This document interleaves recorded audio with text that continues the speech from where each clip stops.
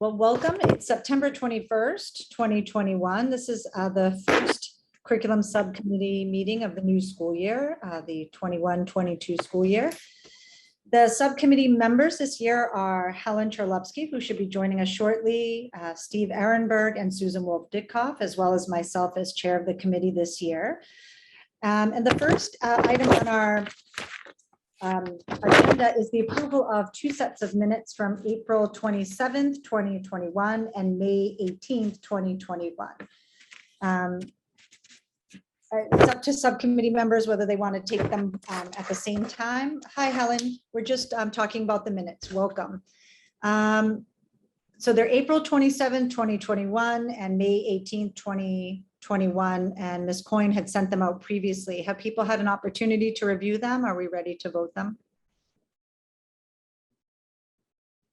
I've reviewed them. I will move them if someone wants to second. I can.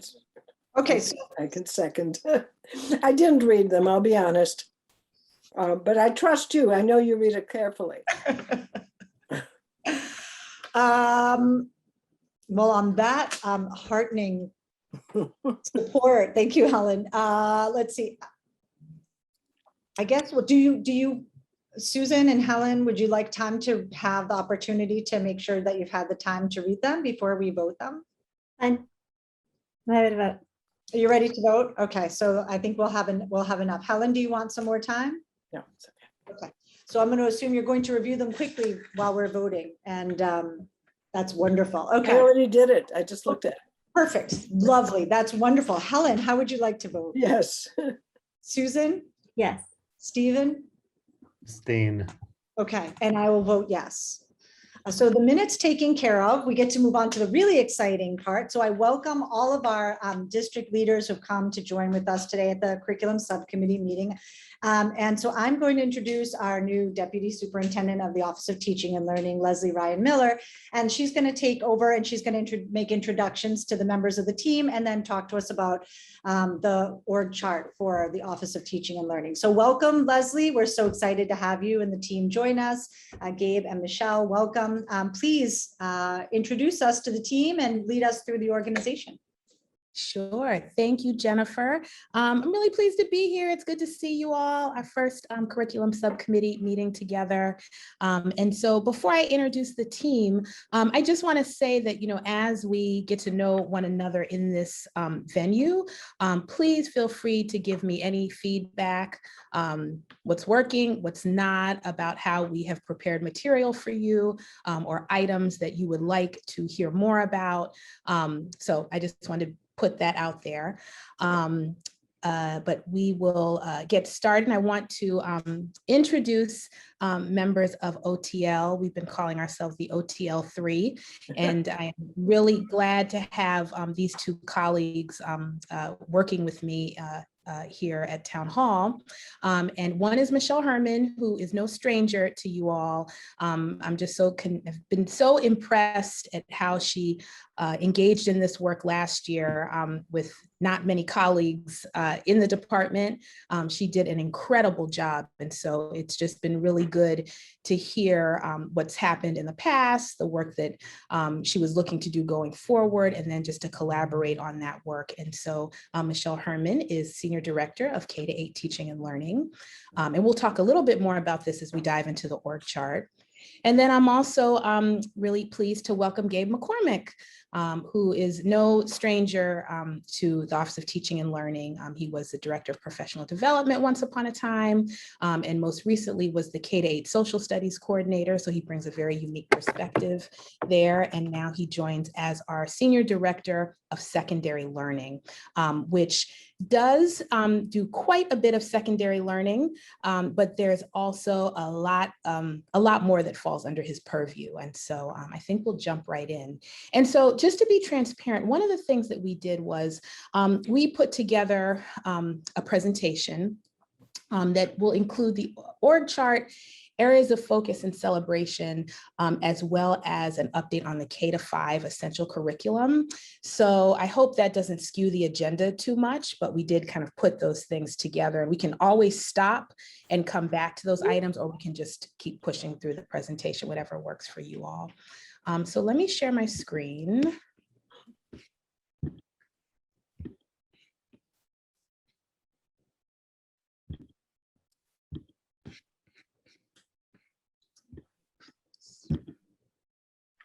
Okay, can you guys see this? Mhm. Yep. Hey. Yep. All right, so we'll go ahead and jump right in. And this is informal, so please feel free to stop us at any point, ask questions. Michelle and Gabe will also be jumping in as we work through this. So we wanted to start with discussing both the structure of the Office of Teaching and Learning, as well as goals that we have for the department. And so here is our org chart. You'll notice there are quite a few similarities to the past, but I think the biggest difference here is that prior, the Office of Teaching and Learning, of course, had the deputy superintendent role, admin assistants, a grant manager, but then also the two senior directors. One was senior director of K-8 teaching and learning, and the other was senior director of programs. And we have made some shifts here. And I'll talk a little bit about the reasons why. And also I just want to say that presented in this org chart is not just positions, but also work. So you'll see the peach boxes are really positions and the people who are in those positions. And then the yellow boxes are more so work that falls under particular members of the department. And then also work that spans across our department. So one of the reasons I thought it was important to make the shift from the senior director of programs to a senior director of secondary learning, two things. One, as you'll see, we have several really impactful and imperative programs. Thinking about the ELE program, METCO, EdTech and libraries, as well as BASE, Adult and Community Ed. And those are programs that I really want to understand better. They are impactful departments. They impact many of our students and our educators. They have huge budgets, quite frankly. METCO and EdTech have very substantial budgets. And I wanted to be really hands-on in getting to know those directors, getting to know their work, and how that work, what that work looks like in practice in schools. And so instead of having a senior director oversee that work, I am going to be overseeing it and working very closely with those directors on their goals, thinking about how they support schools. So that's one reason.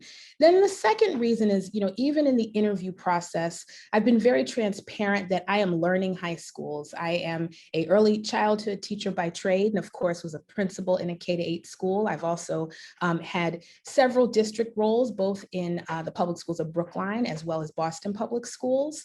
But I really wanted to make sure that we have a foot in the high school and are able to support the high school in real time. And that requires someone who doesn't have the learning curve that I had. And so Gabe has experience in both middle schools, in high schools. He has worked in the high school during his time as director of professional development. He's also collaborated closely with coordinators in his role as K-8 social studies coordinator.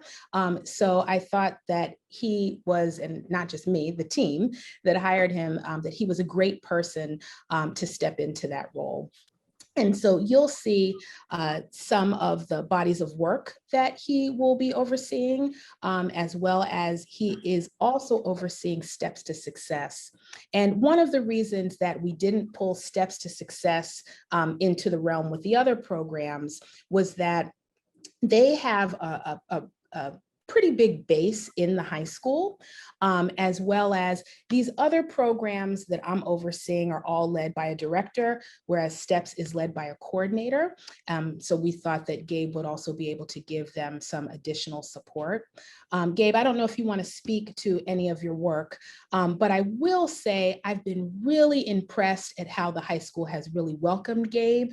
Both Gabe and I have, he's attended more than even I have. He's been there almost daily, but has been really welcomed with open arms by the other coordinators, by educators. He and Anthony have been working closely together. And that was the type of collaboration that I was hoping to see. Because I think for a long time, the high school has felt very separate from the Office of Teaching and Learning, and the Office of Teaching and Learning has done a lot more work in the K-8s than the high school, and we really wanted to change that and make sure that they feel connected, that we can have this continuous kind of seamless experience for our children pre-K through 12, and so really understanding the high school is important and will enable us to do that. Gabe, did you want to say anything before I move on? Yeah, I mean, I can echo what you said. It has been really nice how quickly people open their arms. So I've been helping curriculum coordinators kind of solve some problems already, some early staffing stuff. Kind of one of the things that we've hoped for is that by me being in central office, but directly connected to the high school, we can, if something needs to get accelerated through admin and finance, I'm here in town hall and I can just walk around the corner, whereas it's a little bit harder for a curriculum coordinator who has teaching responsibilities as well as their kind of day-to-day work. And that's already proven true. We were able to get some positions kind of pushed through a little bit quicker than they may have otherwise. And then I've been working really directly with Anthony. We've basically been talking daily at this point, just about how he wants to envision the moving teaching and learning work forward. And it's a variety of different places. We're actually in a process of Anthony and I, along with Brian Poon, meeting with each curriculum coordinator to kind of set up their work for the year to make sure that's all organized. And then I'm really excited to have the new teacher induction and mentoring back.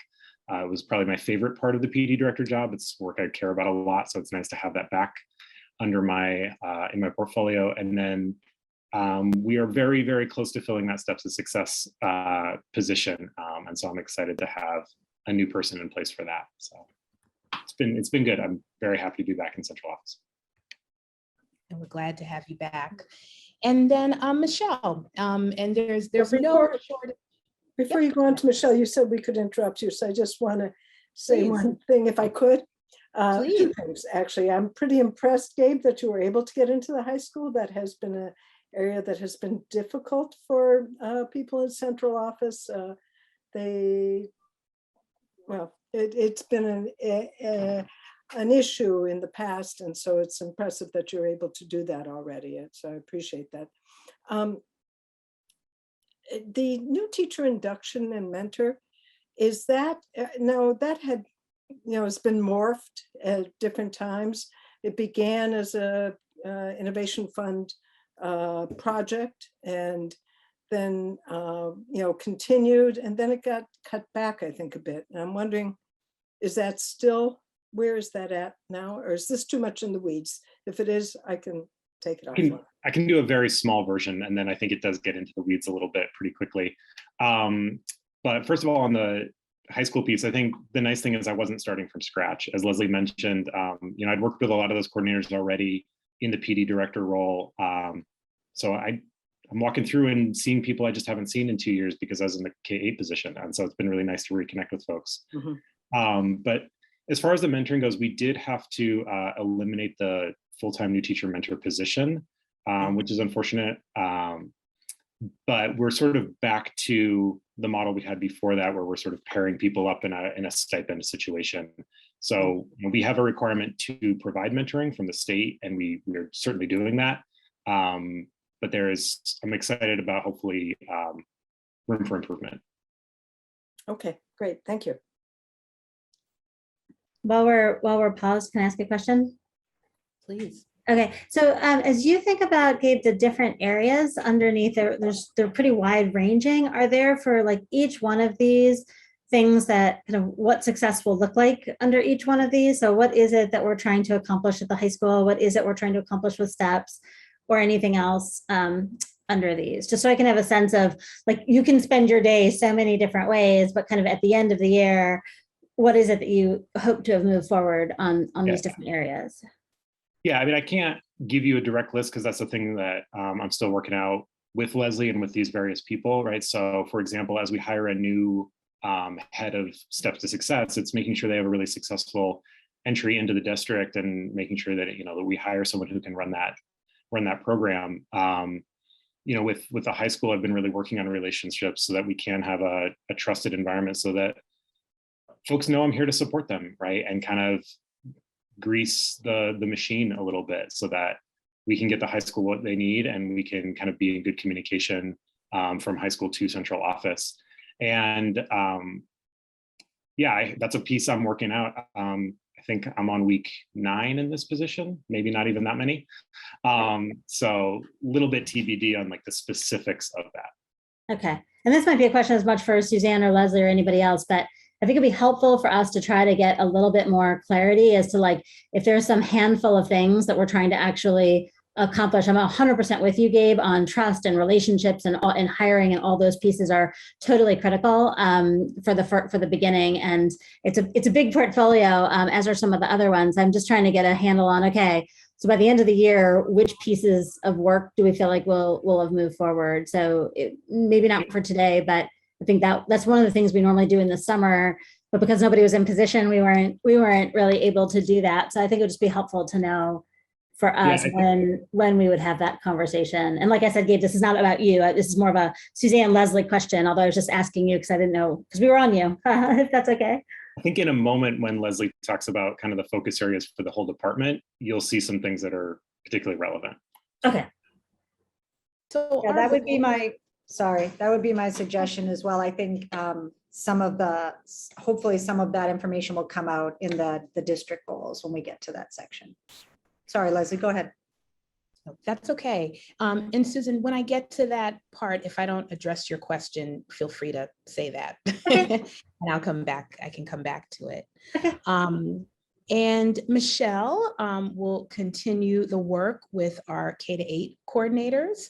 We'll talk a little bit more about the essential curriculum and the work that is happening there, as well as there are a plethora of other initiatives and goals that we're going to work towards. But her focus mostly is on K-8 teaching and learning. And then you'll see at the bottom of the org chart, there are bodies of work that we're all taking on together and splitting amongst us that really, we need to be calibrated on, and is really just a team effort. So I think this is just kind of the basic lay of the land. And Michelle, I don't know if there's anything you want to share before I move on. No, feel free to keep going. Okay. All right. So we've identified 4 pretty broad overarching goals. When I create my goals, which I will submit to Linus on September 30th, I think there will be a little more specificity there. But for all intensive purposes, we are really trying to organize the Office of Teaching and Learning and the coordinators who are in the Office of Teaching and Learning around these goals. And so my hope is that when we meet with you, we're able to regularly give you an update on the progress that has been made in these various areas. So for instance, when we met with the K-8 coordinators last week, that wasn't the first time that we shared these goals, but we did start to do just some goal setting with them in relation to these overarching goals, so that we have a reporting structure where I'm not trying to chase down work, but where I'm abreast and can report, with fidelity on, what progress are we making in these various areas. And so we've couched these 4 goals under our district goals of every student achieving, every student invested in learning. And you'll see here, here are the goals related to those areas that we are really focusing on. And then as well as every student prepared for change and challenge, and every educator growing professionally. And when I talk about just our areas of focus, I think you'll have a better idea of the work that really falls underneath these various goals. Are there any questions about these? Yeah, I guess at one point last year or the year before, now it sort of melds together, unfortunately. We had talked a lot about, and I guess it refers to the first goal somewhat, of integrating teaching, for instance, social studies and English, or math and science, so that they're not silos. I don't, Yep. and that was something that was really important to the school committee at the time. But I'm not sure if that happened, didn't happen, or if that's in here. So that's a great question, Helen. And I think you'll see a little bit more of that when we start talking about the essential curriculum. Okay. So as you were saying, this is a real priority for us as well. And to be honest, this is where, this is the future of learning, is really integrating these curriculum areas. And quite frankly, because we have so much curriculum, especially in our K-8, we really need to integrate it so that teachers can get through it. And I know that's a real struggle for them right now. And that's one of the benefits of having a scope and sequence, is that we can look at our various curriculum areas alongside one another in full view, and we can look across curriculum areas to see what goes well together, right? Like what social studies units might match up nicely with the unit of study in ELA that's a narrative. And how do we do that without overtaxing our teachers? So that is where the scope and sequence is a really helpful document. It really assists in that integration. So we will also talk a little bit about that when we get to the essential curriculum. Okay. Thank you.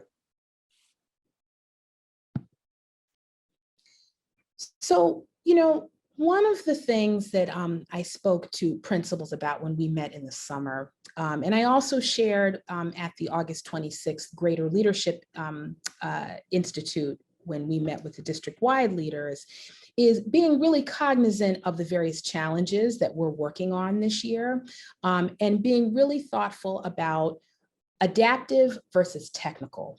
What are the pieces where, we have the information and we know what we need to do? It's just a matter of getting it done. And then what are the challenges we have that really require a mindset shift? And they're challenges that I can't solve on my own as the deputy superintendent. They're going to require input from educators, from community members, from parents, from students. And so being really clear about what our focus areas are and what are we dealing with, a technical versus adaptive challenge. And I just realized, Gabe, I took your slide. So I'm gonna let you take this next one. Sure. Yeah, I think in some ways you covered it. Part of the piece about being unclear, though, is actually that third bullet, right? So requiring leaders to engage people in order to solve problems, because the adaptive challenges are often challenges about people, and so it can be, if I may not be acting in a way that aligns with my espoused beliefs, and so I have to investigate that, and that has a lot of personal issues about maybe a fear of loss. I may lose something that, I like teaching, for example. If we say like, really this curriculum unit doesn't fit our values anymore, it's not a thing we support, but I've loved teaching and I've taught it for 15, 20 years. That's a really hard thing, even if I know it's the right thing to do. And so it just requires a different type of work. And so what you'll see is that some of our focus areas, actually, I will say all of them, have significant adaptive parts, and it's the human piece about how you get people through it is the challenge. Even when we sort of know the technical pieces, like we know how to write curriculum units, the person work of moving teachers to participate in professional learning or to, teach in a different way, or the reflection on maybe the way I used to teach isn't the way I want to teach anymore, is more complex. And that's the piece about the mindset shift, right? So on the previous slide, like you're filling a box that you know how to fill versus kind of changing the shape of the box. Lizzie, can you go to the next one, please?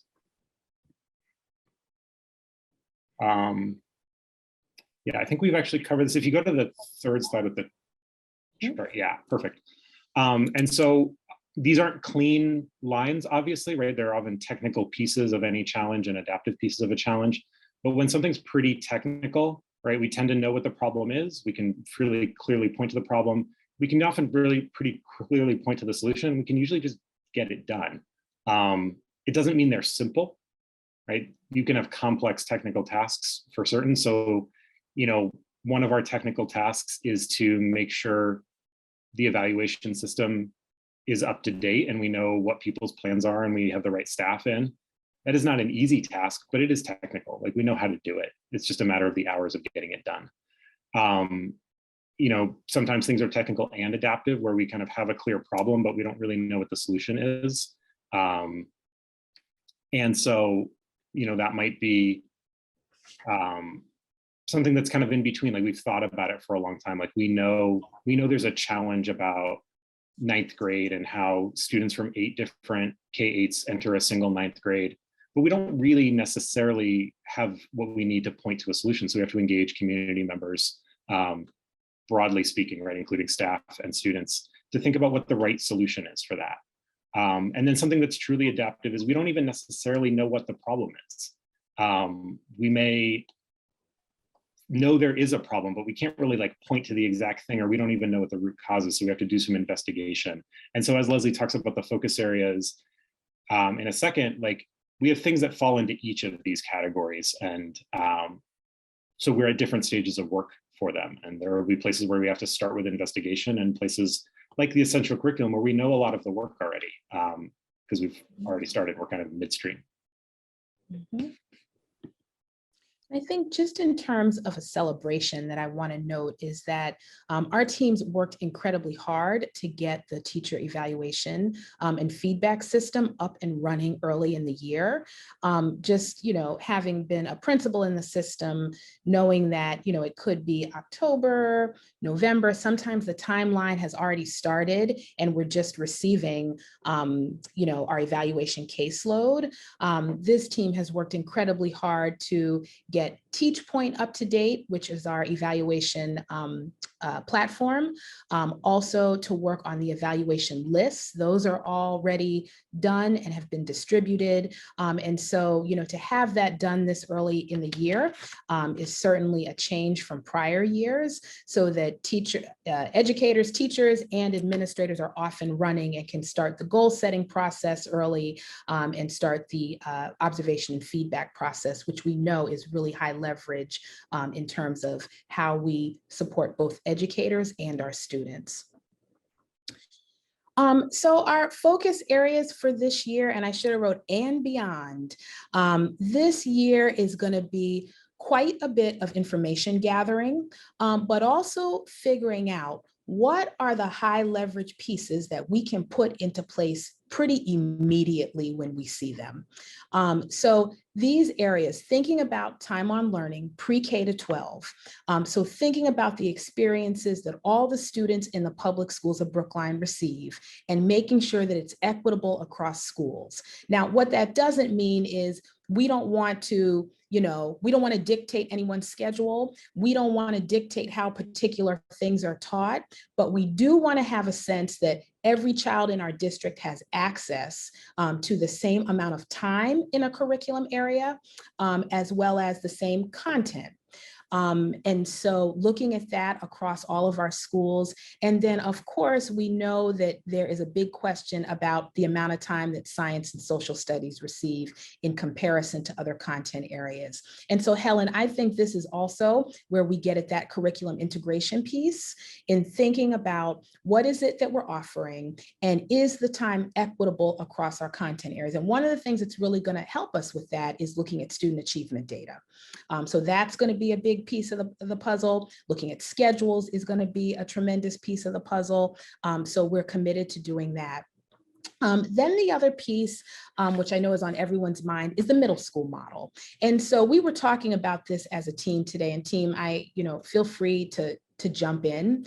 But one of the things that I think it was Michelle that said it, and it really resonated with me, is that as the deputy superintendent, what's our middle school model? I can't name it. I can't, if I was to give someone our elevator pitch on what our middle school model is, I'm not prepared to do that, and I should be. And so should anybody who has a child in middle school or who is working in one of our middle schools, we should be really clear on what that is.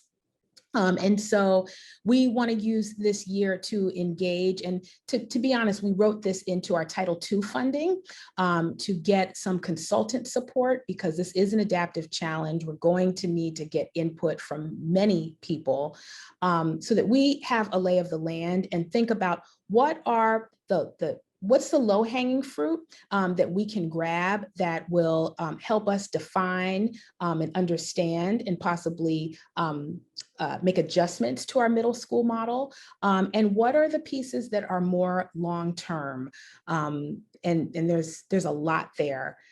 Steve, I see your hand is up. Yeah, I still have a question on time on learning. I'm sorry, Leslie. Oh, sorry, no, that's okay. Did the administration issue any time allocation guidelines to schools this year? No, we did not. Okay. Do you know if there was one issue? Go ahead. No, go ahead. You can finish your question. No, that's it, actually. Thanks very much. Yeah, and Steve, one of the reasons why we didn't, I know that's something that's been done in the past. I don't think it was done the last 2 years, but I know when I was in the senior director role, it was.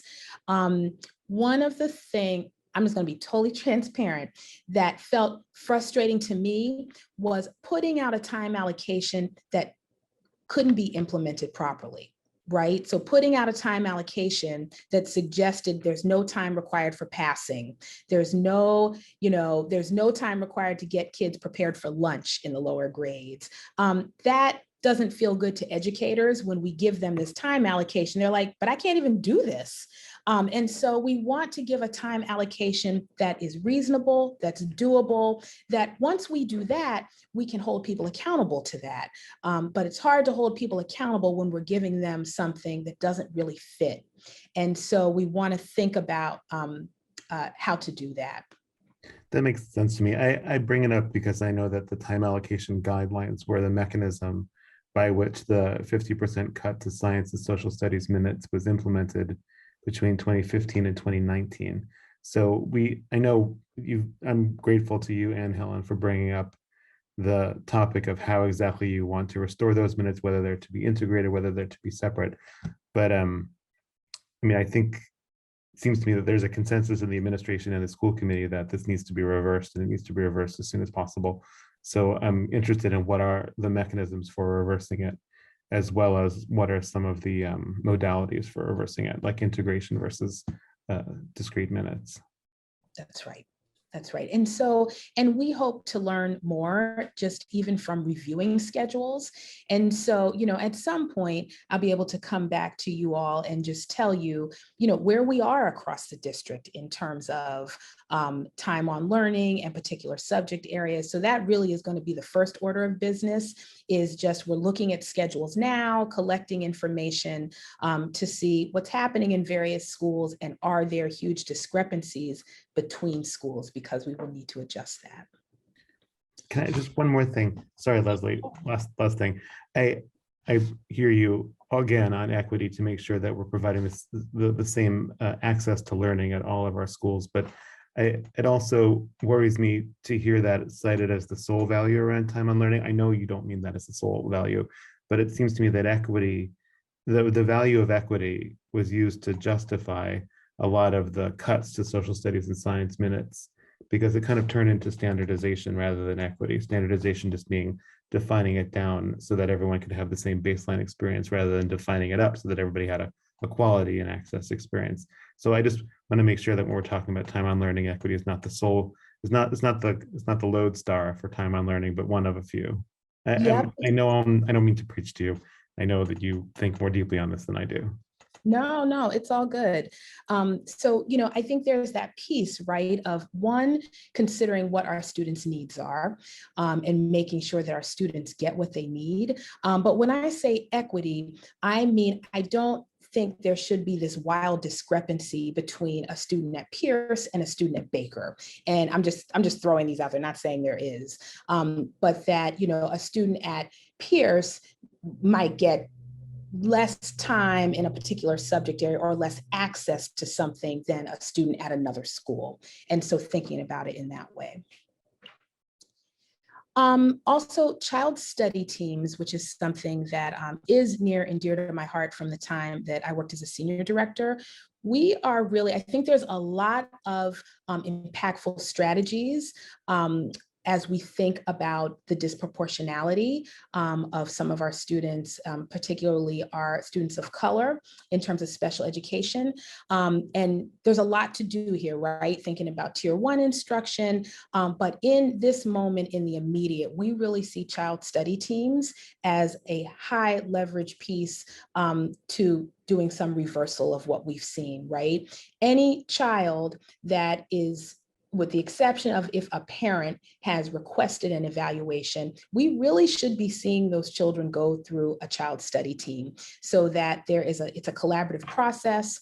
That's teachers coming around the table together to talk about what's worked, what hasn't, give suggestions, before we move on to an evaluation. And one of the things we really want to do is support the child study teams in being data focused. So not what I think this child needs or what I think this child can do, but what can a child do? What is a child struggling with? And bringing the data to the team to have those conversations so that when we do move a child forward for an evaluation, we can feel confident that that's the right thing to do. And it's not done based on an assumption or a belief, but it's based on the data that we have in front of us.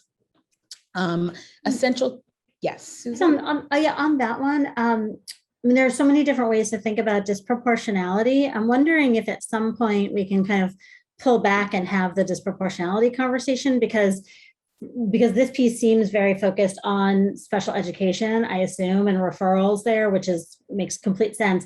There are a lot of other disproportionalities, especially at the more advanced levels and other things. And so I'm just wondering where, and it might not be here, but it might be somewhere else, as to where to have that as more of a holistic conversation, which also gets to, obviously, you know, some of the racial equity pieces and other pieces, which I know dovetail with Janae and other things. So I just want to, where does that conversation land in your mind?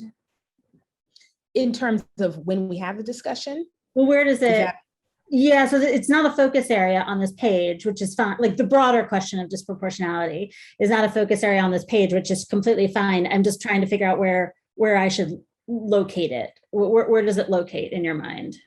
Yep. Well, I think it's through almost all of our work, quite frankly. And so that's why I think it's hard to name. But I think for just these intensive purposes, we are just naming child study teams as, in this moment, just one lever that we think could really move the needle. But quite frankly, Susan, it's really throughout all of our work. It's in the tier 1 instruction, which has to do with essential curriculum.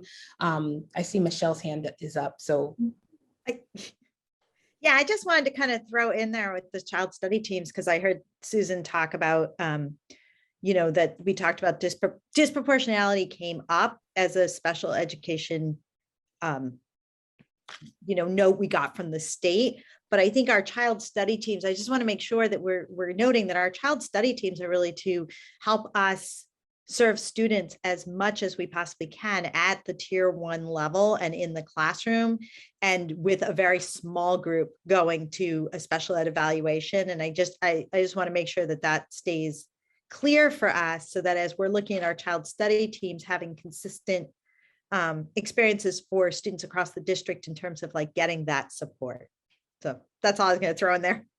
But we're still talking about struggling students in general, right? We're not talking about students who might near tier 2 or tier 3 because they're accelerated on particular kinds of things, right?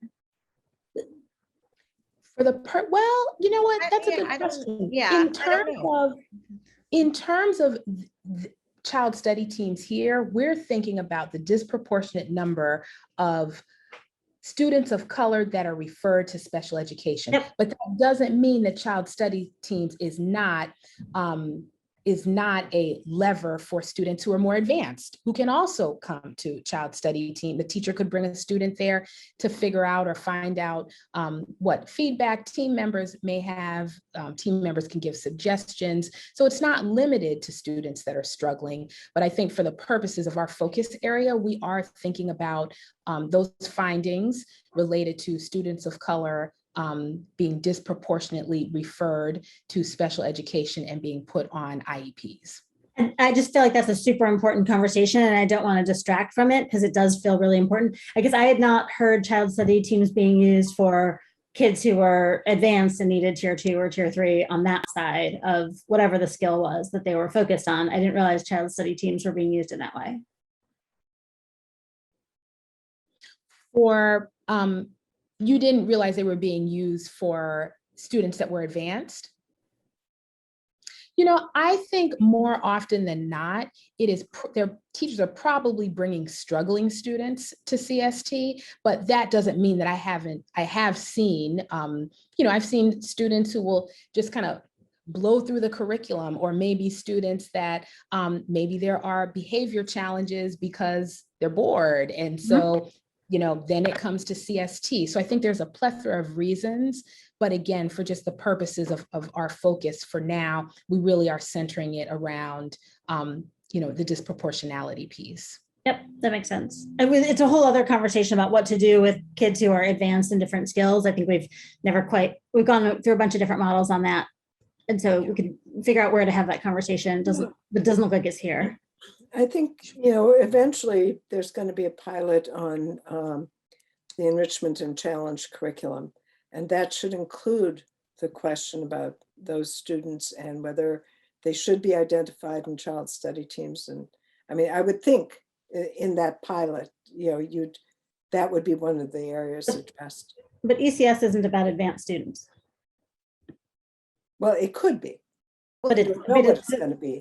Well, there's a whole whatever. We can talk about ECS some other time, but I do think it's a good question because I think we explicitly moved away from that 5 or 6 years ago, so that it's a whole classroom, project-based learning, you know, other ways to think, and that left the fact that what was supposed to happen was that for advanced students or in any given skill set, I don't mean the student is advanced, but I mean advanced in a particular skill area, that was supposed to go back to the classroom teacher and go back to a tier 1, 2, 3 model on the advanced side. We never really developed that at a system-wide level. And so I think that's where we get a whole bunch of parents who are confused about what's supposed to happen.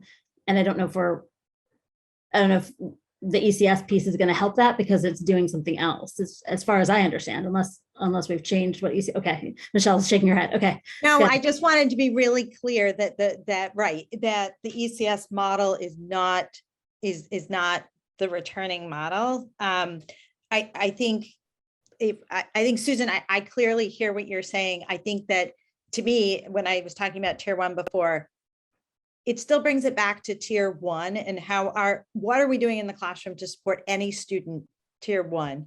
And what are we doing to support any student tier 2? And I think, to your point for another discussion, is when we get into, is that tier 1 because, is that a discussion because you are struggling with something or you have a challenge in an area, or is it because you're not challenged enough in an area? And I think that we could always come back to, but just keeping in mind that the point of the ECS process is just to bring that data to the table and be able to support students in that. We are looking at that as one of our ways to review and look at how the disproportionality came about, and that this is one lever for that. So I have a conversation about ECS and about what I'm going to put down, label as differentiation. So how we meet the levels of all of our learners down on sort of the running list of things that we want to come back to. I do want to have Leslie, if it's possible, to continue with the focus areas so that we make sure that we get through all of those. And so I'd like to sort of put this, I have a running list that I've got these on as topics to come back to. And I do think it is connected in some ways to the child study team conversation. I would love us to think about how we can create that consistency in the child study process for not only our educators and engaging in that process so that parents understand, teachers understand, how it's going to work. And I think, thinking about professional development around that. And then and to have that conversation about what does child study encompass and how we're going to address all of those needs. But I do think some of it is in that tier 1 instruction and differentiation and the PD around how we can meet those needs. And I know some of that is embedded, and I see K-5 math curriculum there, and I know some of that is embedded right in the Pearson investigation. So Leslie, I'm going to turn it back over to you. Sure. Thank you. The essential curriculum, I'm not going to say much about because we have an update on that coming up.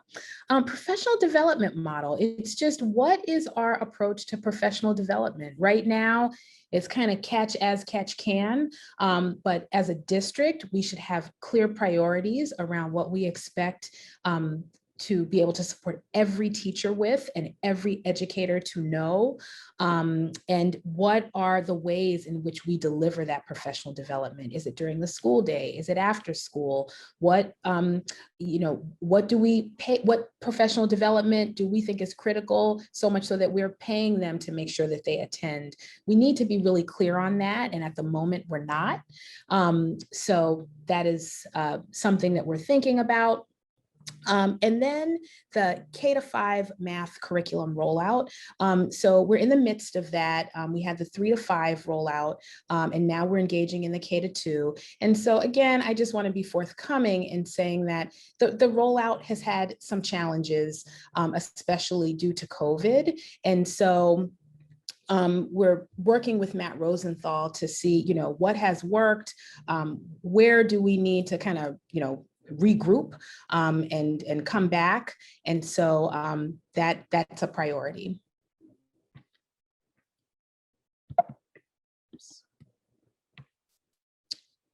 And then this is just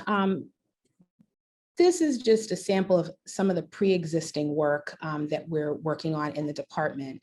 And, I share this because, we have, while we're engaging in some upcoming adaptive challenges, we already have a large body of work that we're working on. And so in terms of managing expectations, this is all important. I don't want to do anything half. I want to do everything well. And so really thinking about how we manage all these pieces so that our end product is a good one. And we come out with meaningful information versus not using our time wisely. And so, I think most of this is pretty self-explanatory. I'll just chime in. I don't know, we've had certainly, with COVID, we've had more homeschool applications that we have been processing. There were also, from almost a year and a half ago, some recommendations from DESE around our EL program. And so we have been working on that, and we have a revised timeline that we have now been able to meet, which has been good. And then just grant management, OTL, the large majority of OTL is on a grant. And so with that being the case, there are inherent challenges with that, more reporting, amendments, that it does take time. And so, that is some of our work as well. Leslie, do you think you could, just for a minute, remind me who's managing grants on the org chart again? Sure. So that's Kelly Durgan. And so Kelly Durgan, prior to this year, was a clerk, and we have upgraded that position, and she takes on more with grants. And she's not just managing, she's managing a lot. She's managing Title I, Title II, Title III, Title IV, ESSER grants, BEF grants, supporting innovation grants. So one of the things that Gabe said today is whether we're processing a PO for $10,000 or $10, it's the same amount of work, and it's a lot of work. And so, I just want to be, again, forthcoming that, that takes some of our capacity, but we also need to make sure that that's done properly. And one of the things that I think is also a celebration is that we have really worked collaboratively, Gabe, Kelly, Michelle, and myself, to get all of our grants into compliance. And so we are in a much better situation with those grants than I feel like we were in August. And so that's something that I'm really proud of and I want to maintain. That's great to hear. And I know one of the things that we've talked about before is that the thinking about what the grants are balancing on our operating budget and making sure that we budget in future years and know ahead of time whether or not we're going to continue to fund that position through the grant or through another part of our budget, and just thinking about that going forward. I know that's come up, so that will be helpful in the planning. I'm really excited to hear that things are in compliance and we've got someone who's going to be keeping their eye on all of those grants.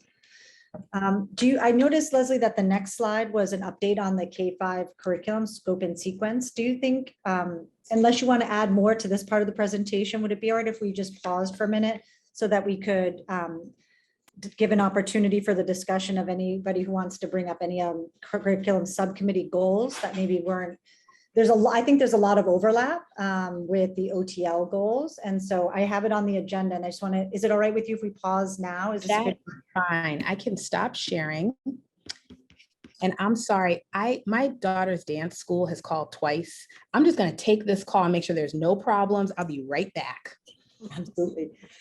So I wanted to just make sure that we did this last year in curriculum subcommittee and make sure that curriculum subcommittee members have an opportunity, and I'm keeping notes and a running list of things that are on people's radar.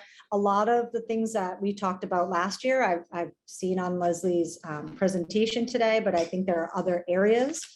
And I do want to wait for Leslie to come back on and give her a minute, but if people are thinking about things that perhaps were not part of the presentation, and we have a long list, I think that having these goals and this area of focus is really exciting, that OTL is coming to us with this list of goals. I know there are things that we've talked about that we're not going to be able to get to all of it, I don't think, in 1 year. And so I think we need to just to know that. And I'm glad that OTL has come to us with some priorities.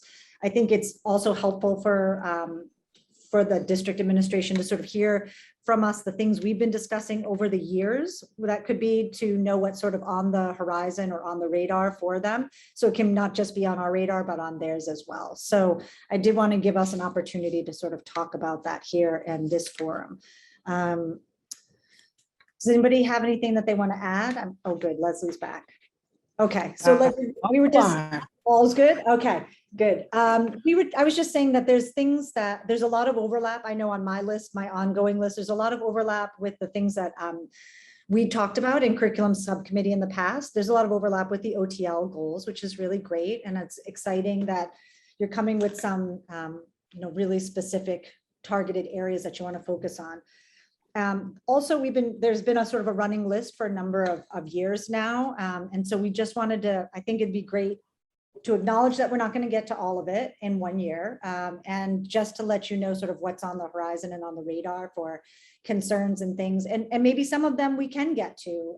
So I don't want it to sound overwhelming, but I think just to have some of that information from the subcommittee members about things we've been discussing that are on our minds. Is there anybody who I guess I'll start because I have my list. Sorry, Helen, do you want to start? I saw your hand. Well, I had something I wanted to ask about, but if you want to go first. So in the past, Leslie, I know you know, there was a whole big issue with kindergarten and it being developmentally appropriate versus some of the requirements that seem to be being put on kindergarten teachers. And I haven't heard anything, so I'm assuming some of that may have gone away, but I guess I'd like an update at some point, certainly not now, on where things stand. How are we doing? Are we doing more developmentally appropriate kindergarten than had been the practice in the past? I would just like to second Helen's request. Sure. So one of the things, as we so we just recently, Michelle's going to talk about this. We just recently shared the K-5 scope and sequence with educators, and we want to get their feedback at intermittent times through the year, just to see how it's working for them. I assume that when we talk with our kindergarten teachers, that will be a time where they give us some feedback as to what is working and what's not. But also just yesterday, I shared with the kindergarten team a report that was from DESE and the Massachusetts, oh my goodness, I know the acronym, but can't think of the group. MAECYC, Macy? No, it wasn't NACY.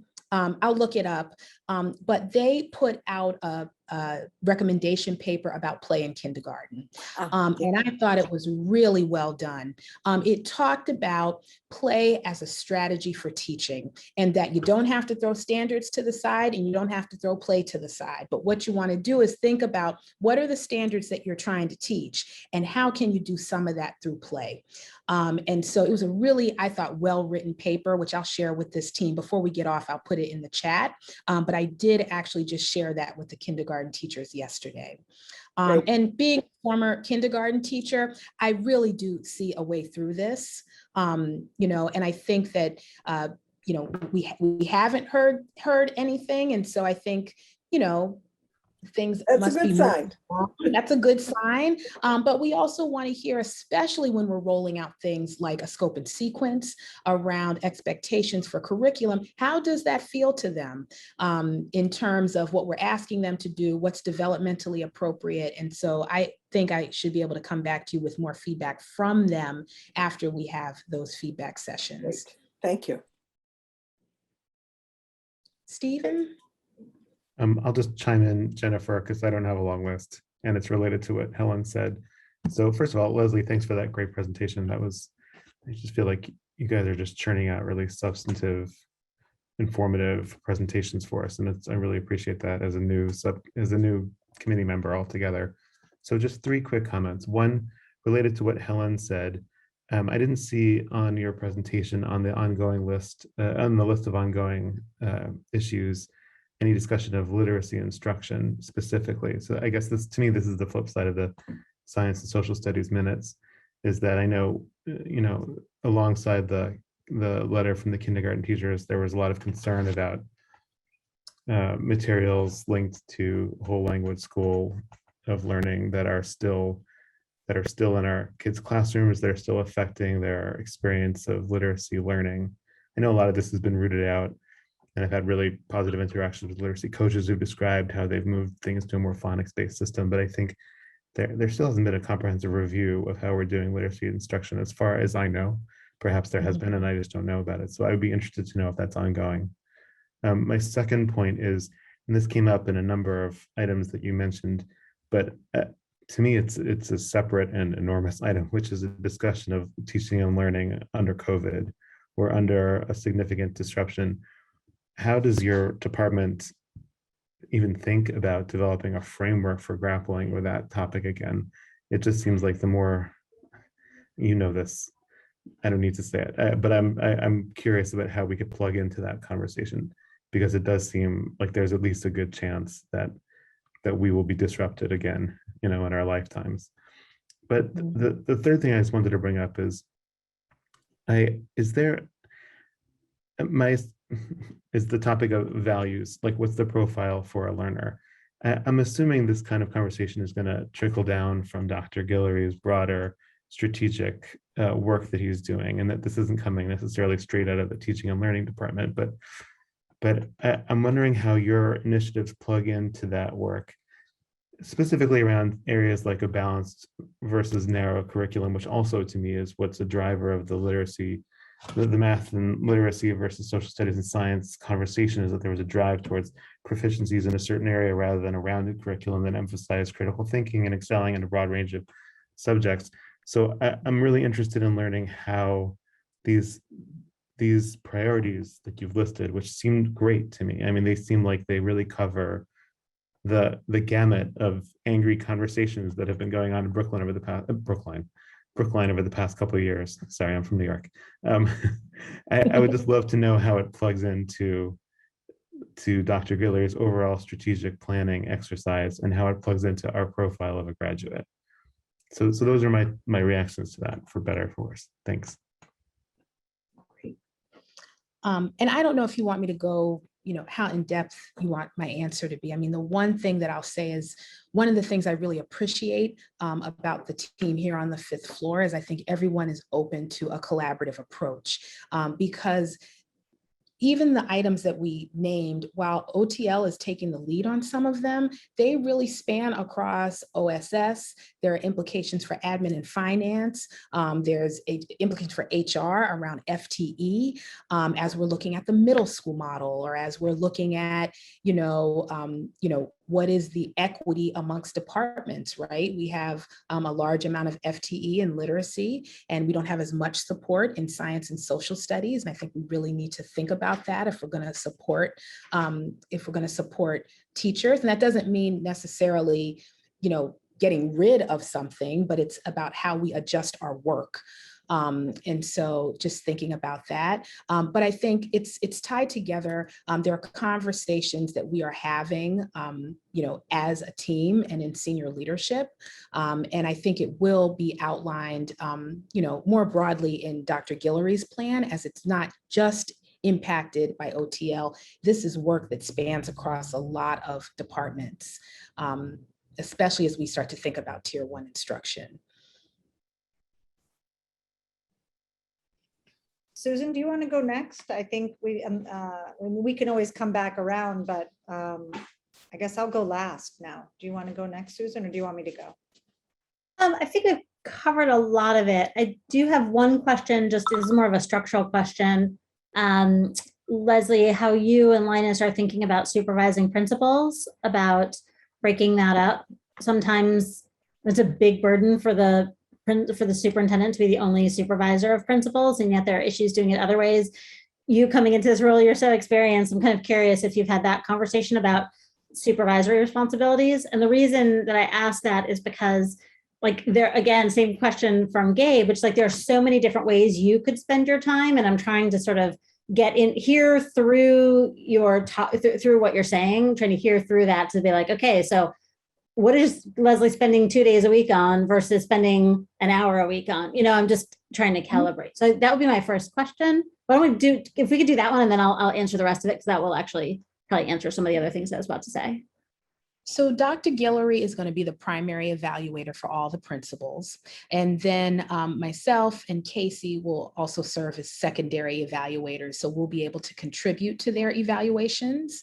But as he gets to know principals, I know that that's one of the means that he can do that is through the evaluation process.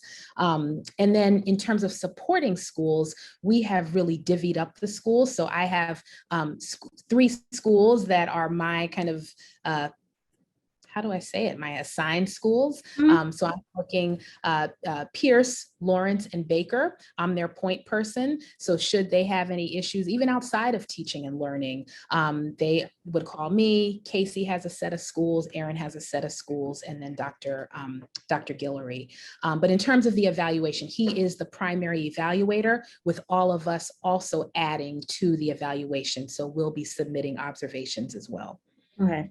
I was only asking because as you well know, the evaluator role and the coach role, sometimes it's important to keep those separate, just so that somebody will come to a coach with their bearing their soul and, like, in tears, that they may not do that if they know that that's their evaluator, and sort of vice versa. And so I'm just trying to think about that. I think the other thing that I'm thinking about is that 7 out of our 8 current principals came from being vice principals, which is completely amazing and wonderful that we're growing our own and people want to make their careers here. But it also says to me that 7 out of our 8 principals haven't been principals somewhere else, sort of growing into the role, which is great. But the trade-off is then they don't have that lateral experience. And so I'm just sort of trying to think about what our principals need as a group and as individuals, given where they are.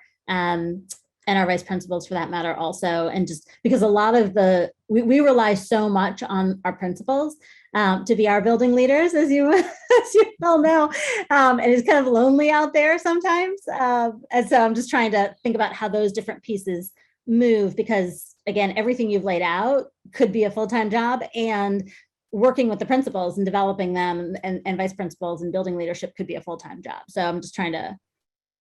I'm glad you said that. There was something we forgot got to add to our existing work, and that is that OTL has been working in collaboration with OSS. But has, we've worked in collaboration on principal PD. And so we had our first session last Wednesday. Was it last Wednesday? And well, let me back up a little bit. We've broken it up. Principals have 2 monthly PD sessions. They have one 2-hour session and one 6-hour session a month. And the 2-hour session is devoted to the technical, and the 6-hour session is devoted to the adaptive. And so we had our first session. Our next session is on October 6th. And that session is going to be focused on data and really supporting schools in understanding their data, building their data narrative. What are the things they should be celebrating in their schools? And what are the areas for growth? And then when we do that collectively, it's then the onus is on support staff like the coordinators, Casey's directors, to if a school says, I have a challenge in this area, we need to support them.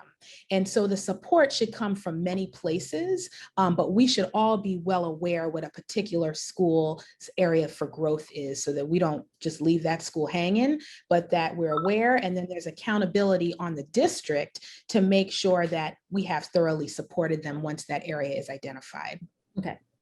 Right, because I think that then gets to the question of supporting teachers and in their buildings on things like their school improvement plan, on their use of site council, ability to use site council well. I will say in this private, secret, videotaped environment that, watching you, I went to a lot of site councils over the 3 years pre-COVID, and watching you with your site council was just magic, Leslie. I mean, I wanted to take some small, tiny bit of what you were able to do with your site council and sort of somehow inject it across the system, because there's just it's such a pain point. And I think site councils don't really live anywhere, and how to do that well, and how to actually bring all these strategies together, the educational leadership piece. Like, we don't really have a place to talk about that. It just kind of gets scattered. And so all I would suggest is that, because it's such a pain point in the community,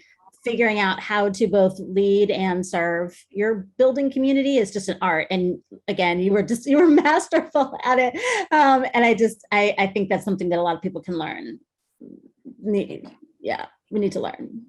I'm gonna pull up, I'm listening. I'm also just pulling up a graphic that I'd like to show you that I think speaks to exactly what you said. So keep talking, but I'm also just pulling something up I'd like to show you. The only major thing that I would add to what we've talked about, I guess for me, time on learning, it's not that it's not important, it's just that it should be the end of the process, not the beginning.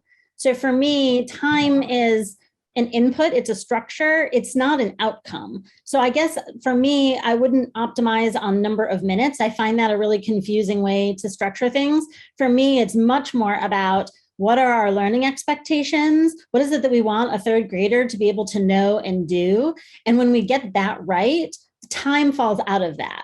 Because no one says, not a single person ever says, I want 80% of what a third grader to be able to do English and math. No one says that. And so if you get the essential curriculum piece right, then it can kind of, and you align it to kind of learning expectations and habits of mind and character and all those other pieces, then the time falls out of it, if that makes sense. And I just think that anchoring on time almost puts the wrong thing first. It puts the structure first instead of the pedagogy. And so I guess for me, it's much more important to figure out questions like differentiation, both at, for struggling kids and for more advanced kids, disproportionality for struggling and for advanced, things like, what do we do with, the ECS program, which is not gifted and talented, it's something else, but when we're trying to rework it, like, what are our goals for that? So for me, some of those educational pieces, especially the interdisciplinary pieces, feel like they should be driving the conversation. And then the number of minutes is an output, if you will. And then you kind of say, all right, well, where did we land? Is this right or not right? But that's not what we're optimizing for. So anyway, I just felt like I needed to say that so we didn't get to the wrong place, because I think anchoring on people want to know what their kid is supposed to be learning. That's what they really want to know. And if their kid isn't learning science and social studies, that's what they care about. And I think minutes is just something that they glom onto because it's the only thing, it's the only conversation to have. And I feel like we can really change that conversation if we're doing it right collectively. Agreed. I'm glad you made that point of clarity. And sometimes it's about time, right? When we see just these, if we see drastic discrepancies in the amount of time on something, but Susan, absolutely agree with you. But that says to me that we're not going to get to what we want kids to know at the end. So I'm with you. I'm not saying the time isn't important. It's important. I just don't want to optimize minutes. I want to optimize, here's what we want a kid to be able to know and do, and then say, okay, so then how do we create a structure that then aligns to that? That's all. But no, you're right. Absolutely. If there are crazy discrepancies, we don't want that either. So I don't know where the differentiation conversation comes in and what to do with kids who have more advanced skills. But that's the only other piece that I feel like is sort of still hanging out there. Jennifer, you're on mute. I have that on our list literally as differentiation. I think it falls under tier 1 instruction and PD, I think that's where it's going to be. But I do think that differentiation piece will help us to solve a lot of problems. I think that strengthening our tier 1 instruction will also help us work on a lot of that's like, it's almost like, to me, like on some level, step 1, right? We have to make sure that we have really strong tier 1 instruction. And I think the essential curriculum work is really important, the scope and sequence, getting feedback and working, like a lot of the projects that OTL has on their list right now are really support one another. And so that when that work gets done, it's sort of not like a list of we're going to do 1, 2, and 3, but doing all of them together will strengthen the whole system. So I'm excited about that work. Jennifer, yeah. Before you read the list, can I just make a comment on Susan's comment? I just want to say that, Susan, in general, I completely agree with your general point, which is that, our idea of a profile of a learner or our overall objectives should drive our desired output, should drive our inputs. That's Susan's right. That's the way we should proceed. I want to make an exception, though, actually, for time on learning, because I think the decline of social studies and science minutes is not a problem about, it's not parents noticing that they're not learning, their kids aren't learning enough science and social studies minutes, but it's a reflection of a change in values that was undertaken quietly and in a rather extreme fashion in a short period where minutes were slashed by 50%. And I think when there was repeated attempts to get information on how this happened and why it happened, what was the rationale, there was a lot of stonewalling and confusion and a lack of transparent data around this. And I regard it as a rather radical change that was made opaquely. And it's something that is a low-hanging fruit to be remedied. So I think while we should absolutely be proceeding the right way, there are also some topics on which we should be proceeding right away with inputs. So I just wanted to offer a counter argument to what Susan just said. I will now stop. Go ahead, Jennifer. No, actually, I was going to say that I think it's a both for me. I think that we want to sort of doing this work on the essential curriculum and scope and sequence helps us to have a really clear vision of what our goals are and our learning expectations. And like to some extent that should feed into the minutes. At the other side, when you look at the minutes, it's also a value statement to us. So they need to balance. So I think that both of those sort of are inputs to each other and they need to match, like those need to match our values, both pieces of those. So I think, and I hope that we will get to that. I know you had listed both this is what I mean, time on learning and essential curriculum as pieces of really big goals for OTL this year. And so that work I think should be supporting each other. Yeah. I would only other say just on the other thing you said, Jennifer, on the OC, on the sort of tier 1, I think for advanced learners, I think there's either an assumption we're making that we don't have advanced learners that can't be dealt with. All advanced learners in a particular subject area should be dealt with during tier 1, or we have an assumption that that's not true. And if we think that's not true, I think we have to look at tier 1 strengthening that instruction 100%. I think we also have to look at, okay, but then what? Like, what about the ones who they're beyond tier 1 instruction? And I think we have such an incredible structure, which still needs work, but an incredible structure for struggling learners, but we don't really have that on the advanced side. And so again, if we think it's 2 kids and, we already know who all the smart kids are, and by the way, they're all sort of like white, that's one thing. But if we really want to do advanced learning with equity and identify people who who do need more advanced learning in a particular subject area. I just feel like that has to be up, like named as a thing in addition to the tier 1 piece. And whether it's child study teams or something else, we just don't really, I don't know what to tell people when, what our process is for tier 2 and 3 on the advanced side. So just to sort of, I'm going to add on to that, Susan. I think that one of the things that schools do are these intervention blocks where it's an opportunity for students who are struggling to get support, and kids can, be taken. You can, depending on how you schedule things, you can have kids who are getting support because they're struggling in one particular area, and groups of students who are getting, an enrichment opportunity during that time. And so that's different than an ECS model. So I mean, to the point, I guess the question is, what is our model for meeting the needs of those students? And so that's something we have to figure out. I mean, I hope I think you do all of it, right? You do the tier 1 support, you strengthen that up, and then you think about how do we use our time? How do we use our minutes? How do we use our instruction to meet all of those needs? But we do need to do that. And it doesn't necessarily look like a gifted and talented program or just tier 1. I see Gabe wanted to talk and Steve, and then I can see, Leslie, already that we're not probably going to get to the scope and sequence work, but I do want to talk. No, we'll get to it. Well, no, I mean today. No, we definitely will, but I think that we've got a couple of people who want to speak, and I wanted to go through the items I have on my list as well. So Gabe, do you want to go? I see. Oh, yeah. Steve put his hand down. Gabe and then Suzanne. I think a piece that's important, and we're sort of like dancing around the edge of it a little bit, is that the things on the list, and I'm like looking at my second screen over here, right? But is like the time on learning, the middle school model, the child study teams, the essential curriculum, right? These are all interrelated. And while we like bullet them out because they are in some ways separate work streams or they have separate pieces, they all affect each other. And so as we investigate the middle school model, right, we may determine that we have an opportunity for intervention blocks that allows us to do all these other pieces. But as Leslie said earlier, right now, we can't point at our middle school and say, this is what, as a whole district, we say middle school is. And therefore, we need to schedule for it. We have a variety of interpretations, and in some places they're really aligned, and in some places they're less aligned. And so all of these pieces really do fit together, right? And,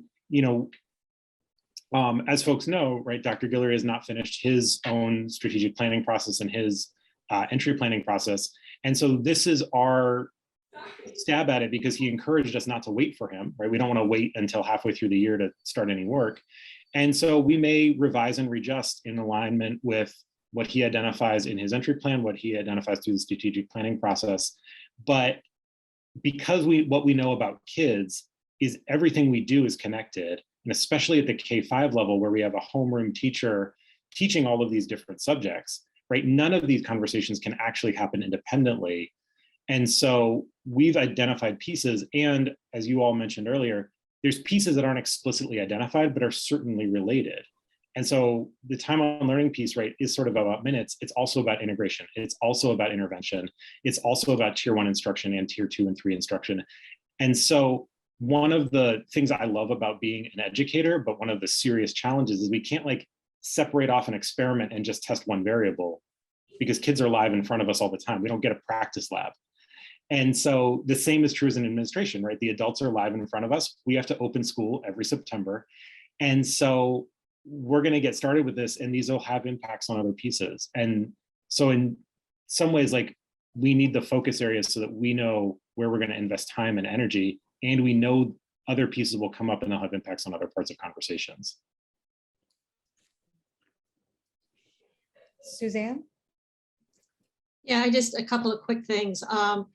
Linus is owning school site councils. He's going to talk about it. I think at Thursday's meeting, if not, it's the next meeting, but I think it's this coming Thursday. So he is owning that, just to let people know. And he is going to move that forward, certainly with help from others, but he is going to move that forward. I just want to remind us that we, again, I think often of pedagogy and I think of the whole child. And that's where we think about not just social studies and science and minutes for those, but we think about, again, the projects that we've talked about, we think about performing arts, we think about wellness. And so, all of those are part of that. And, in inclusion and how kids are there. I mean, if our children are working on student-centered issues, challenges, not teacher-centered, it will move the whole conversation forward, I think. And so I'm just throwing it out there. When we have these conversations, these are rich conversations, and these are places where we're going. And when we think of data, I want us to include all kinds of assessments, all kinds of looking at student work. I know you will, Leslie. You know, it's not about MCAS scores. The MCAS scores are going to be horrific from last year for everybody in the state. It's not where I want to be stuck, but I do want to take a look at student work and really looking at the child as a learner. And, you know, if there's a project and you think you can move it forward, the teacher is the coach and facilitator to help that happen. It's not do checklist buckets, you know, it's like, so you've got this, where do you want to take it, and moving the kid forward. So I know those are things that are all kicking around. I just wanted to throw them out there. So thanks. Thank you, Suzanne. And I know we do want to get to essential curriculum, but I just want to show you this graphic really quickly because I think it applies. Oh gosh, where is it? There it is. So this is just, this is a slide that we created related to the principal PD. So where we talked about that longer 6-hour session that we have once a month with principals, it's really around an inquiry cycle that's data-based. And so Suzanne, like you said, looking at a lot of different data, SEL data, MCAS, BAS, attendance, you know, any student feedback that we have, looking at student work, and really thinking about how that data, how we use that to create school improvement plans, how we share that information with our school councils, how does that information impact the professional development that we offer on the PD day, how does it impact our professional development just in general. And then one of the things Dr. Guillory wants to do is just have a one-page narrative about each school. What is, you know, what are various schools working on? You know, there are things that are similar across schools, but there are also things that make each school its own, it's itself, you know, and what makes it different. And so how do we explain that to parents so that parents can pick up a one-pager from Runkle and a one-pager from Lawrence and learn about that school and really think about what it is that they offer students. And so I'll stop there so that we can get to the essential curriculum, but it does, what you asked, Susan, and what you brought up, Suzanne, it just, I thought it was, you could be seen in that graphic.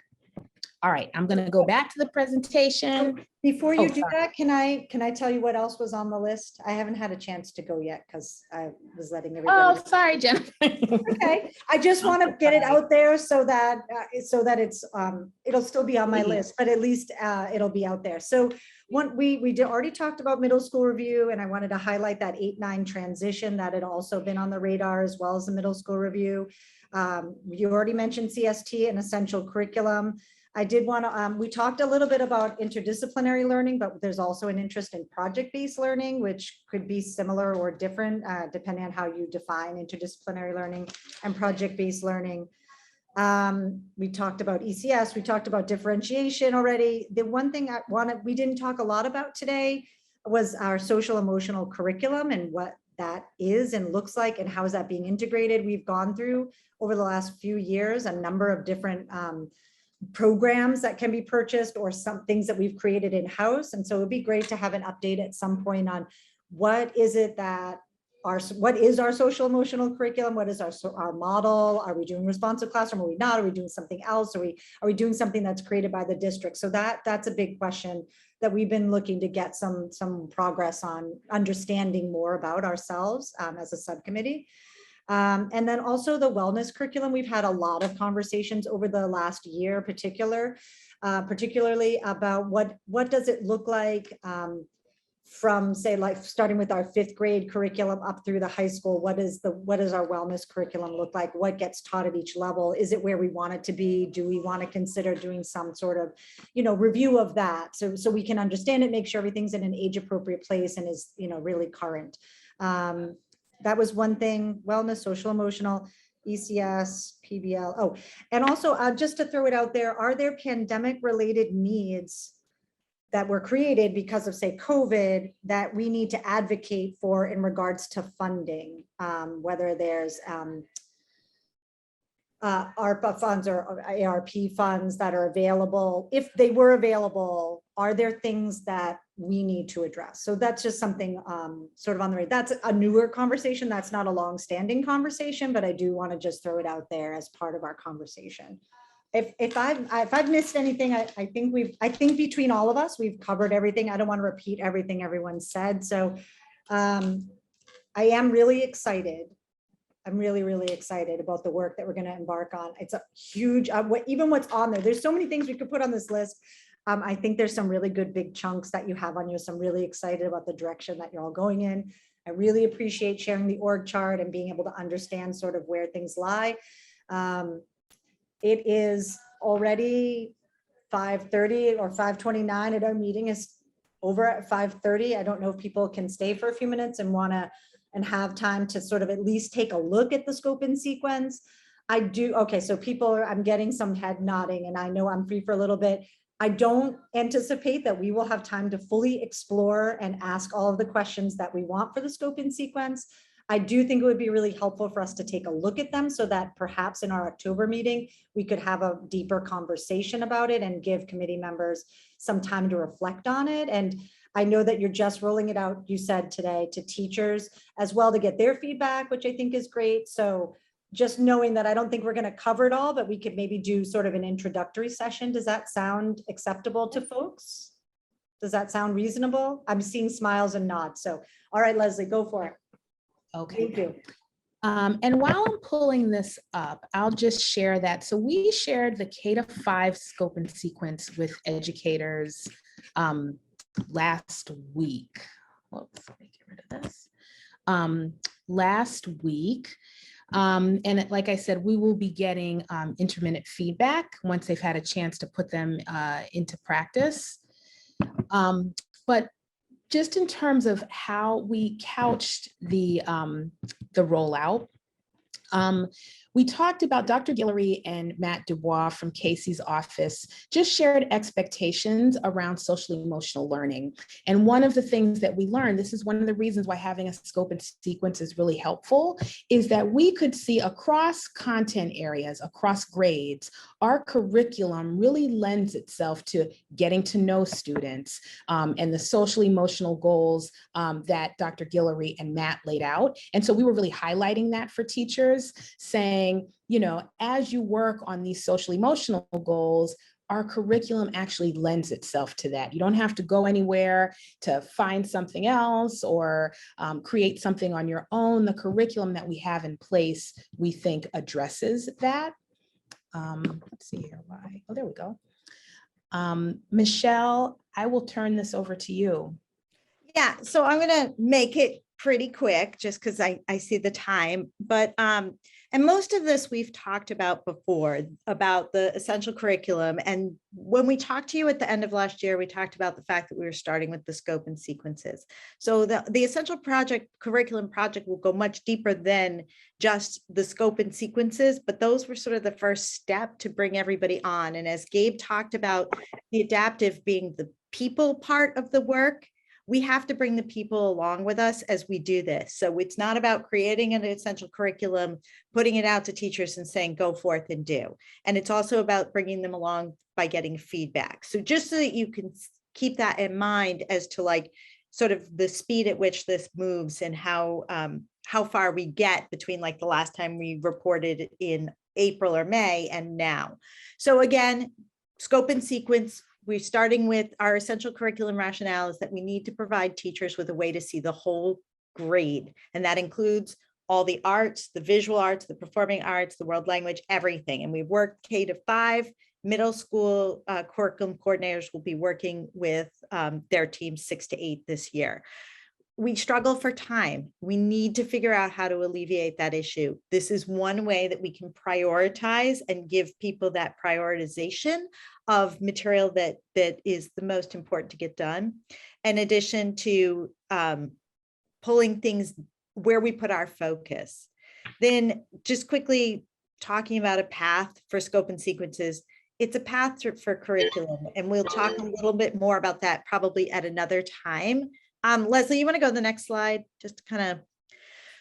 So just keeping in mind, we have students that move between schools, and they need to be able to move between schools and be guaranteed a curriculum that it's not a shift and a change as they go between schools. We also have a lot of collaboration that needs to happen. I heard a lot of conversation today about working with other providers, the CST, the special educators, the EL. And this way, everybody has the same information in front of them about the direction we're moving in the content.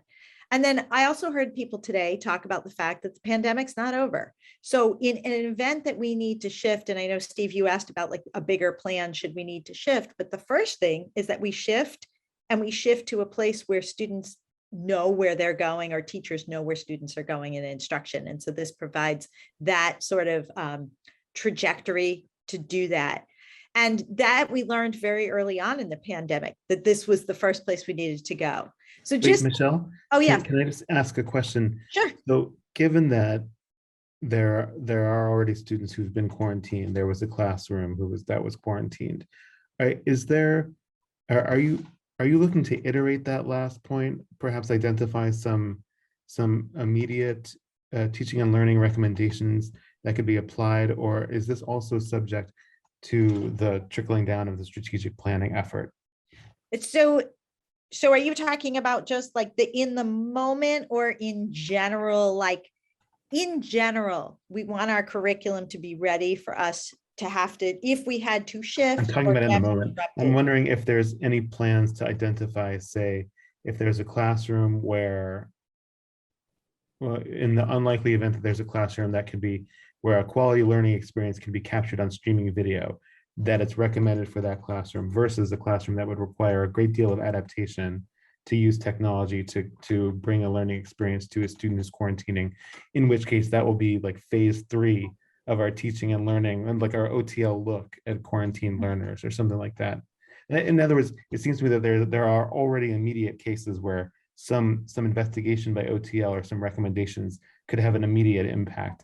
And I'm wondering if there's any room. That's why I was thinking about it. Can this be iterative? Can you recommend some things right away that could be implemented with relatively minimum disruption that could be implemented, or is that not on the table? Well, I I'm can going to jump punt it to Leslie. Um, Sorry. I'll jump in. I mean, I think some of when we're starting to talk about, virtual teaching, some of that's going to be subject to negotiation, right? But there are things that we know are good practice, like the consistent use of an LMS, so that if students need to pivot, the LMS is ready to go, the children know how to use it. It's not a task to learn how to use it, and that's a work in progress. I mean, one of the things I feel good about is that as teachers move forward, we have the support ready so that they have ample and solid professional development on LMS use. But we're still moving along, to be honest. But I don't know if I answered your question, but I think, when Not thinking totally. about, I guess what I'm wondering is, I recognize that any change in a teacher's schedule is going to have to be bargained, and I completely respect that. But at the same time, I wouldn't want that to hinder our development of recommended practices in the classroom to compensate for, to provide a learning experience for students who are quarantining, for instance. And since this is already a case that's present in our schools, I'm wondering if this is an area where some urgent and iterative action can be taken by OTL.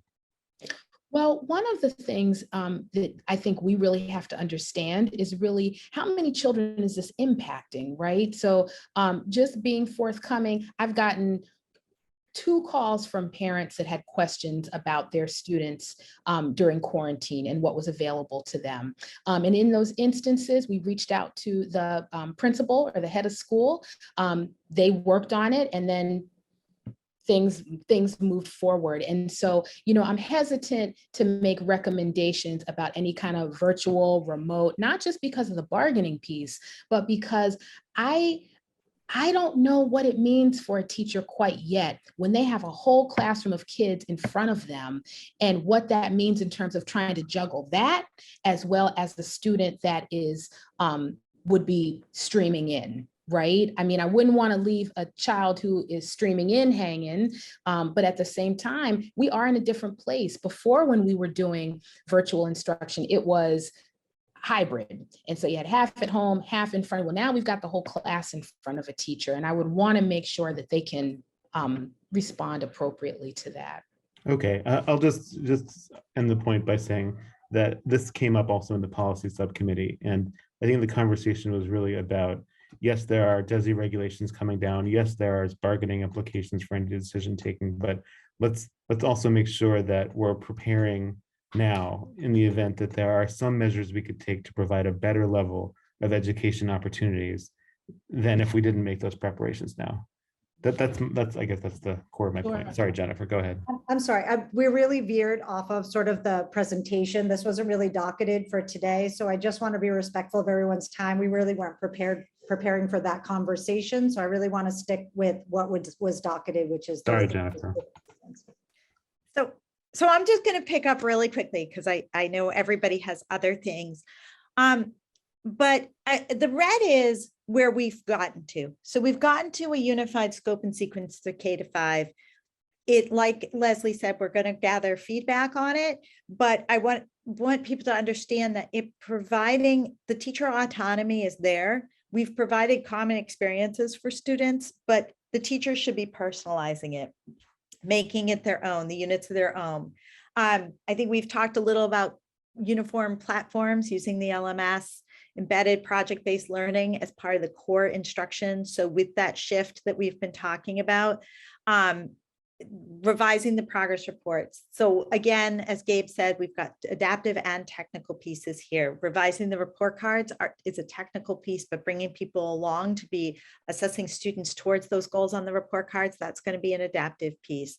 Identifying the need for certain needs in professional development. So these are all of our goals. And this is a huge amount of work. This is multiple years worth of work, just to kind of point that out. Helen, you had a question? Yeah, because Sure. there was one point here that just made me somewhat laugh. The 30 years I've been on school committee, there's been at least 5, if not more, revisions of report cards. Yeah. And I don't think we ever learned from what happened before or what was wrong before. Yep. So I'm hoping that you'll get somebody who's been in the system a really long time, who's been through all the different types of progress reports and report cards, to maybe hopefully get it closer to being right, because I think you never get it totally right, and not you. No, I haven't been here long enough to see a report card revision. So okay. I think something just to point out about any report card revision that takes place, and I know Gabe, you have your hand up, but any report card revision that takes place in general is usually because we aren't accurately communicating what it is that we expect students to learn and do. No. And Well, at one time we had a very short report card. One time we really got such a long one, nobody could read it. I agree. And there's a ton of research out there now about how you communicate and that how you use that communication to make students better at what they're doing and to do it that way. And I think we've learned. So the one thing I'll say about the report card is I think it's probably way better than where you started. And I think that it has a lot on it, but I think there's a better way to communicate it. And Gabe, you were going to jump in. Yeah, I mean, there's an inherent challenge in all the things we could talk about when it comes to child's development. Yep. Would exhaust anybody, right? And to thoroughly report on the progress of every single thing a child learns in any given year at any age is an impossible task, right? To do that holistically and authentically in a way that we can communicate and then multiply by the number of students that any teacher has. And so this work of like getting to the essence of what we actually want to report onto families, right, is directly tied to all of the curriculum work so that we're reporting on the things that we truly value and find meaningful. Again, that's human work, right? And as you talk to any teacher, right, and how we grade and how we assess is in some ways a third rail. When we talk about grades in the secondary level, when we talk about like, what does this thing go on the report card or that thing go on the report card, right? And so there's an enormous amount of human adaptive work involved in this. And at least for the report card revision I have been here for, I think we treated it like a technical task and forgot all of the adaptive parts. And so this is where I think Leslie said really early is doing some expectation setting about how long this takes to do it right and what it takes to do a thorough process where we get all the right stakeholders involved. Because really a report card is about a communication to a family, even at older grades. And so we need to make sure families are looking at them to make sure they're intelligible, right? We need to make sure that the union is involved so that we understand the amount of work that it takes for an individual teacher to report. So again, while these look like really handy bullet points, there's an enormous amount of complex work under the surface. And exactly. And I think that one other thing just to kind of point out, and we can point it out here. So just so that you can see, we brought you a sample of this in the spring. And what you see here is the scope and sequence itself on the document that we've shared with teachers. They also have what we call, I don't like the word, but soft skills. What are those executive functioning skills that students need to have? And those are outlined on this same document so that teachers see both the content and the outlined skills. What you'll notice though, is that it's grayed out in units basically 2 through the end. And the reason being is if you look, oh, you can't see my screen. I was going to point it out, but if you look at the names of the units, like in reading, it's getting to know your readers. So how do you get to know people in your class? It's all SEL, social emotional learning skills, and getting started with routines. And in every content area, every grade level, we found multiple content areas that provided the social emotional learning pieces. And we wanted to show teachers that that's where the focus was. So after we kind of get through this opening of school, then we'll put all the color back into this. Well, we have them in color, they're just on different copies, but we'll repost the newer ones that take the pink and colors away. And there's flexibility here so that as we learn from teachers what's going on in their classrooms and how they're moving, where we need to make shifts, so that we make sure that we're really keeping an eye on the skills and the learning of the students and how it relates to these maps. And just one thing, I did hear some comments today about integrating complete curriculum. So I think we have to be just a little cautious. Yes, we want to integrate the curriculum and we want curriculum areas to be integrated, but we don't want to lose sight and take away from the fact that we still need to teach some skills in isolated instruction. So like phonics skills, et cetera, those need to be taught. And so I just want to make sure that that's clear from us. So I'm going to pass this back to Leslie, and you'll get to hear way more about this in depth at another time where you can really dig into these pieces. And I should say, we didn't even publish here the full scope and sequence also included our the visual arts, performing arts, and world language. And wellness. And wellness, sorry, thank you. So are there, do folks, I'm just really trying to keep an eye on the time, have some sort of starter questions?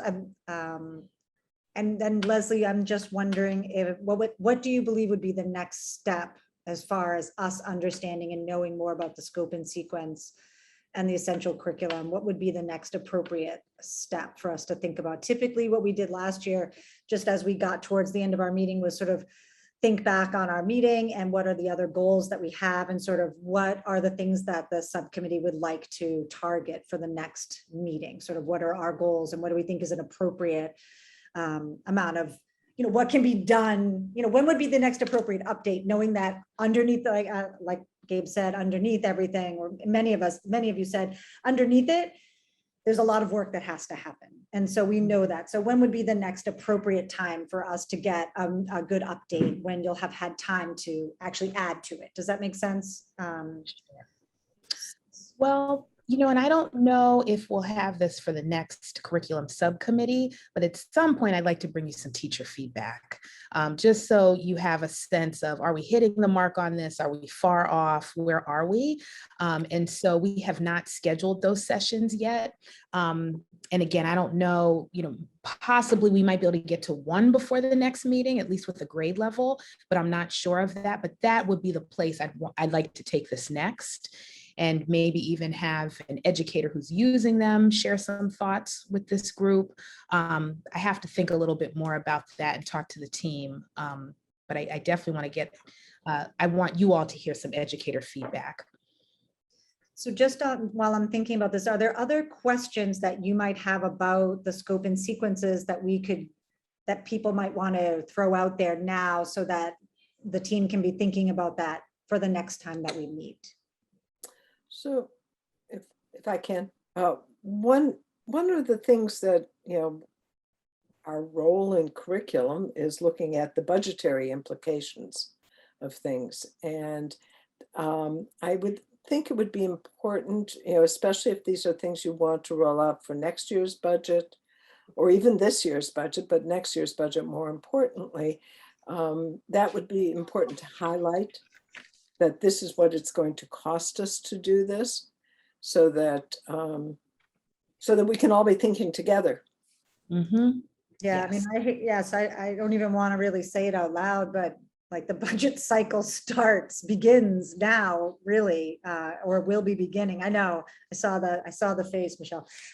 So that is important for us. And maybe if the summer school program is going to be what it was or bigger, we may want to think about putting in for our ARP funding now for that. Might be another thing to think about. Jennifer, why are you focusing on scope and sequence as the action item? What do you mean? I mean, it seems to me that that's a part of the process, like a lot of these pieces are part of the process. And it seems to me like a pretty input focused one. Typically whenever a presentation is made from the district, we typically just sort of say, okay, so what's our next follow-up on this going to be, so that we can, as we continue through all of the bullet points or any of the presentations they make, what are our next steps, so that we keep sort of all of the balls up in the air and that we don't sort of let things drop and just sort of keep Oh, I track. see. I thought you were reflecting on the entire session and No, focusing just on this sort of like follow-up. this tail end. I think that we talked about OTL goals and we talked about school committee goals. That's obviously feedback for the district to sort of know, what things are on our mind. And then sort of we really were planning to have like a full half hour, which I think we've sort of managed by staying a little bit later, a half an hour to really look at the beginning of the scope and sequence. So that's my question, is sort of like, where do we want to go with this conversation we're having right now about scope and sequence, since we did ask for an update from OTL. Does that make sense? Yes, thank you. Yeah, so I think that we'll come back to this in the future whenever, Leslie, you let us know when you've gotten an opportunity to get teacher feedback. We can have another conversation about that. And I think there's a few of the pieces that we just talked about kind of all fit together, kind of the essential curriculum piece and the minutes. And so I guess it would be helpful to sort of pull all these together. And I do think some sort of a discussion here would be good. And then also just a public discussion so people understand what we're talking about and that we're talking about this. And that it is whole child focused and it is project focused and it does have a lot of these elements that we've been talking about. So it doesn't have to be, I would say, fully baked by the time it gets back here. It shouldn't be, as you said, Leslie, it shouldn't be a surprise. It shouldn't be the first time some people are finding out about it, but at the same time, it's almost better if it isn't fully baked. When it comes in, it's just, this is what we're trying, this is what we're working on. We can have a discussion about it and then it can kind of keep going. Well, and I also know, one of the things we actually punted around, Michelle, Gabe, and I, is, we have to get going on the middle school work quickly. And we did write into Title II some funding from a consultant to help us with that. We just know between the three of us, we don't have the person power to get it done in the way it needs to get done. And so as we draft an RFP, I think for us, it would be really helpful if we could use one of these sessions to get feedback, to make sure that before we put the RFP out, we're actually asking for the right things, asking for the right deliverables so that we get the right organization group to help us with the work. So that is something we could certainly have ready in time for a draft ready. It's not going to be fully baked, like you said, Susan, but it would be ripe and ready for this team's feedback. So then we could get it out shortly thereafter. So Put draft, in process, preliminary, all the watermarks you want. So, and just one suggestion, I'm not sure what size grant this is or how much we think about spending for this consultant. But if it's under 50,000, you do know that, I'm sure you know, that we can just go out for 3 bids. Yes. So you can actually approach people. You have to have a 1-pager, but it doesn't have to be the full RFP process. And sometimes that may be easier. Sure. Yep. And I misspoke. We're actually, which this is something we didn't even talk about, via Metco funds. We are doing that, using that process. It's under $50,000. Looking at someone to take a look at our culturally responsive teaching practices and our curriculum for bias, et cetera.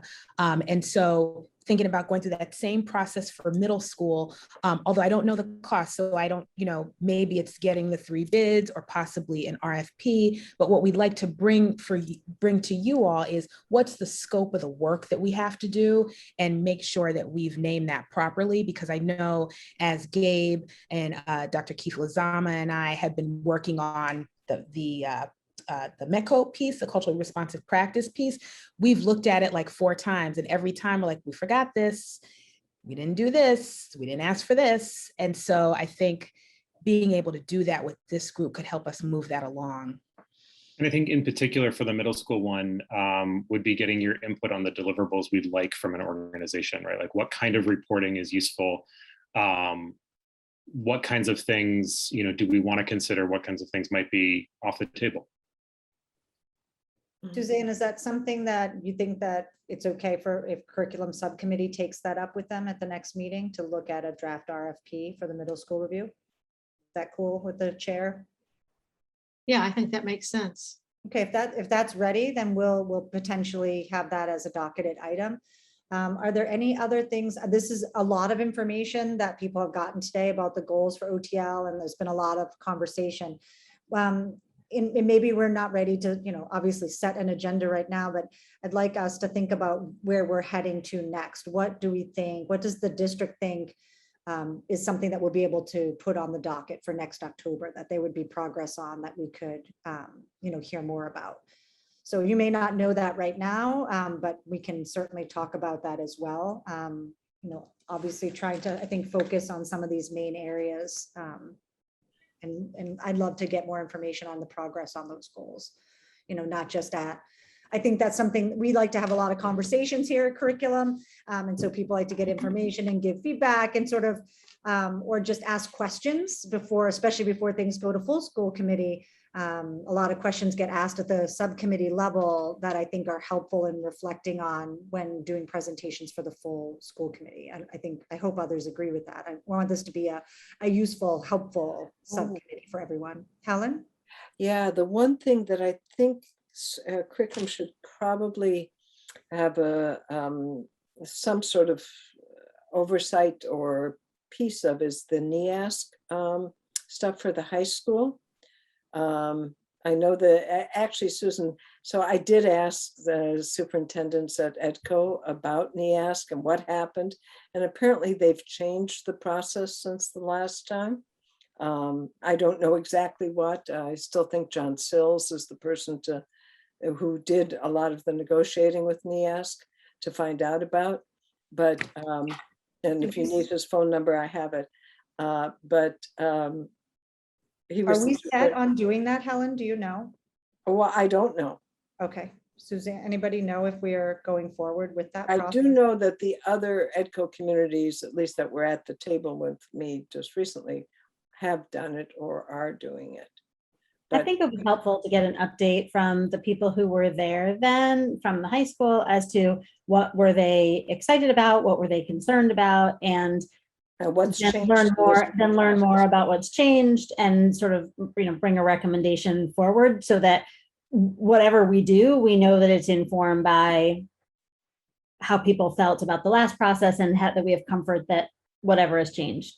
And it's costly. So it's not useful and it's costly. Why are we doing it? Right, I do think that was something we like sort of, so we'll bring this up we're bringing this up under new business on the agenda. So if the team could let us know if they think that's something that we could talk about for October at our October meeting, if we would have information. Do you think that's reasonable? I don't know who's handling that on the district side. I mean, that would certainly be something to circle up with Anthony and folks at the high school about. So without talking to them, I can't confirm, but Sure, of course, absolutely. certainly I could check in. Yeah, if that would be something great we could follow up on later. So that's two things. And then I know, does anybody have any information under new business about ARPA funds and whether or not we need to be thinking about whether or not Yes. they're all spoken for, or are there curriculum needs? So There's 43 million out there. Okay, 6 million at the minimum is not sort of really designated for water, sewers, and broadband. The rest is sort of designated in that area, though I'm not sure if that's going to change, but we know at least there's 6 million for the town to use to help people who have suffered from COVID. There are a number of things that we could certainly think about in terms of curriculum that is appropriate in terms of whatever programs, etc., that we may want to think. And maybe you guys have already thought about it. Right, yeah, it would be good to think about in case someone presents us with an opportunity. It would be good to sort of have things on the radar, I think. I think Remains to be seen. we should probably present a full package at some point to the town of both capital projects, because these are one-time monies, so you don't want it to sort of impact the budget later on, but both of capital and programmatic type requests for these ARPA funds. It's not clear exactly how the town is going to be determining it, but the select board will. Okay. All right, that's great. So that's just sort of on the radar. I just wanted to make sure the conversation made it full circle. And Jennifer, have we reviewed the pluses and minuses to our summer school programs? Have we done a pretty? We did. Well, you know what? There was a summer school presentation at the last full school committee meeting, but I don't know if we've talked about since then, what are the things that I don't know if we really got into the conversation of things that we learned and things that we would like to change or things we would keep. I don't know that that was part of the presentation. Am I remembering this correctly? Yes. So we did talk, we did talk a little bit about just teacher feedback and just some of the takeaways. And unfortunately, I don't think we had parent feedback. That's something we'll do in the future. But we could certainly come back with more of that, right? What I have now is goal progress, scope and sequence feedback, if we have it by the October meeting, the draft RFP, as just starting. What was the other thing? What's the acronym for the high school? Oh, is it NESAC? NEASC. Okay. So, okay, so that's a good, those are some potential topics that we'll take up in October. If, if there's progress on goals, we'll come back and talk about that and review it. If there's opportunity for teacher feedback before then, that may not happen, then we'll circle back around to that on the essential curriculum. And we'll start some conversations about the RFP, about the middle school review. I mean, that's a lot. We may not get to all of that, but those are some of the things that we'll try to come back to, and I'll work with Leslie at a later date to solidify the agenda for the next meeting. So I think it's time for us to wrap up. It's 5:58. I'm sorry, Casey. Hi, Casey. I just wanted to add quickly SEL curriculum to talk about, because I know Matt Dubois would like to come and just share again what it is that we're doing this year and what we hope to do next year too, related to curriculum. Doesn't have to be October, but certainly, soon. That would be great. I'm very, very interested in hearing about that. If that's something that we're ready to present sort of, to the subcommittee, if he's ready. so if we want to check on that, that's something we can also consider. That, I mean, we have right now on the table more things that we can get to in an hour and a half. So we'll see what we think is, ready for sort of feedback and review when we get there. Awesome. This is awesome. This was really productive. This was really great. I really appreciate all of the information, and, we're always hoping that this will be a great introduction. A lot of people haven't met everyone in their new roles. So this is really great for the public, and I appreciate everyone coming and staying late. Any other last thoughts before we go? Lovely humans. All right, well, it was a pleasure to see you all. We'll see you later. Have a great night.